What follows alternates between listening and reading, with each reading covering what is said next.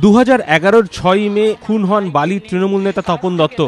তাঁর স্ত্রী প্রতিমা দত্তর অভিযোগ, এলাকার জলাভূমি ভরাট বন্ধের বিরুদ্ধে লাগাতার আন্দোলন চালানোয় প্রমোটারদের সঙ্গে ষড়যন্ত্র করে খুন করা হয় তপন দত্তকে। অভিযোগের তীর ওঠে জেলা তৃণমূলেরই একাংশের বিরুদ্ধে। 12ই মে তদন্তের দায়িত্ব নেয় সিআইডি।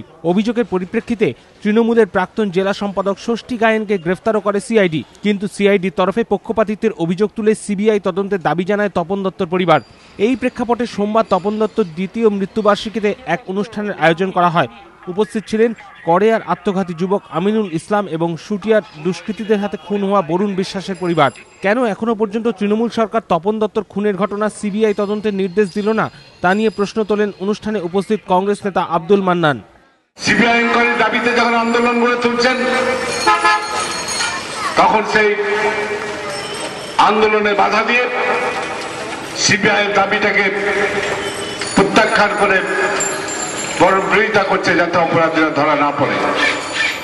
মৃত্যুর কারণ জানতে কিন্তু একটা সিবিআই ইনকোয়ারি বসালে ক্ষতি কি হতো?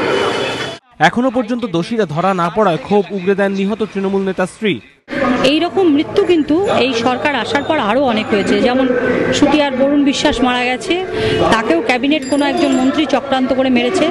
আজকে আমিরুল মারা গেছে, সেটাও দায়িত্ব প্রশাসনের।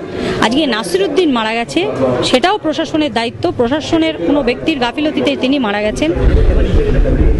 আমরা চাইছি যে এই অত্যাচারিত যেসব মানুষ, তারা আমরা একসঙ্গে হয়ে প্রতিবাদ করার জন্য। সিবিআই তদন্তের আবেদন জানিয়ে ইতিমধ্যেই আদালতে দ্বারস্থ হয়েছে তপন দত্তর পরিবার। ভাস্কর ঘোষ, এবিপি আনন্দ, হাওড়া।